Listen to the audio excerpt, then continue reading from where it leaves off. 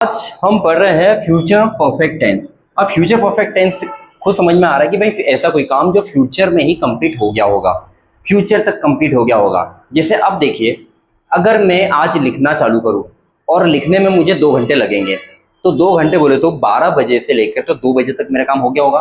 तो ऐसा कोई काम जो आने वाले टाइम तक मैंने खत्म कर लिया होगा, फिनिश कर लिया होगा, तो तब मैं यूज करता हूँ फ्यूचर परफेक्ट टेंस का।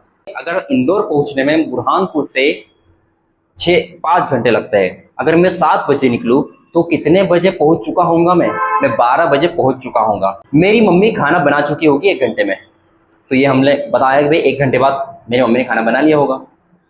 मेरे पापा घर पर आ गए होंगे, तो ये अभी नहीं आए होंगे, मैं बता रहा हूँ कि भाई आने वाले टाइम में आ गए होंगे, फ्यूचर में आ गए होंगे। आपने 3 महीने में इंग्लिश सीख चुके होंगे। सो ऐसे जो सेंटेंस होते हैं जो फ्यूचर में कर लिया होगा, फ्यूचर परफेक्ट कंटीन्यूअस टेंस की बात है। तो चलिए देखते हैं स्ट्रक्चर्स। सारे सब्जेक्ट के साथ में हमने विल हैव लगाना है और वर्ब के थर्ड फॉर्म लगाना है। ऐसी कोई काम, वर्क विल बी डन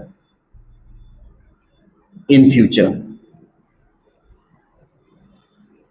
तो ऐसा कोई काम जो फ्यूचर में हमारा कंप्लीट हो जाएगा, उसे बताने के लिए हमने यूज किया। तो सारे सेंटेंस में बताना है। मैंने 2 घंटे में खाना बना लिया होगा। I will have cooked food in 2 hours.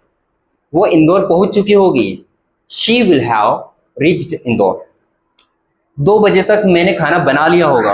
I will have cooked food by 2 o'clock। 5 बजे तक पापा घर आ गए होंगे।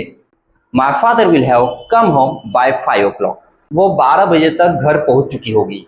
She will have reached home by 12 o'clock। वो सुबह 8 बजे तक क्लास पहुंच चुका होगा। He will have reached class by 8 o'clock। तो पॉजिटिव समझ में आ रहा है। अब नेगेटिव भी देख लेते हैं कि ऐसा कोई काम इतने इतने टाइम तक फ्यूचर में नहीं हुआ होगा। तो हम लोग लगाएंगे विल नॉट हैव। इंदौर पहुंचना है 12 बजे, क्या 11 बजे तक पहुंच गया होगा? नहीं पहुंचा होगा। He will not have reached Indore by 10 o'clock, by 11 o'clock। उसने खाना नहीं बनाया होगा। She won't have cooked food. वो यहाँ नहीं आई होगी। She won't have come here, या she will not have come here. उसने वो कार नहीं खरीदी होगी। She will not have purchased that car. उसने अभी तक शादी नहीं की होगी। He will not have married yet. उसने उसे नहीं देखा होगा। He won't have seen her. मैंने उसे नहीं देखा होगा। I won't have seen her. तुमने किताब नहीं पढ़ी होगी। You won't have read book. So ये समझ में आ रहे सेंटेंसेस। अब बात करें क्वेश्चन किस तरह से करना है।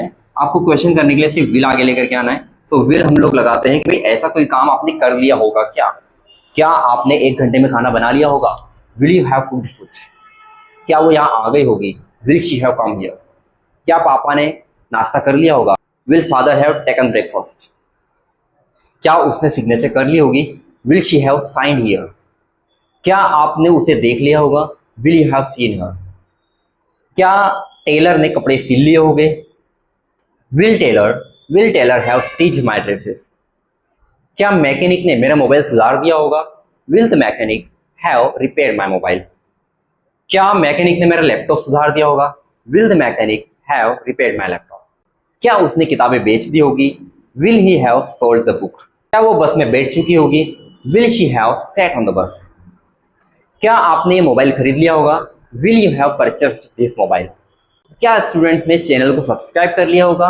Will students have subscribe the channel?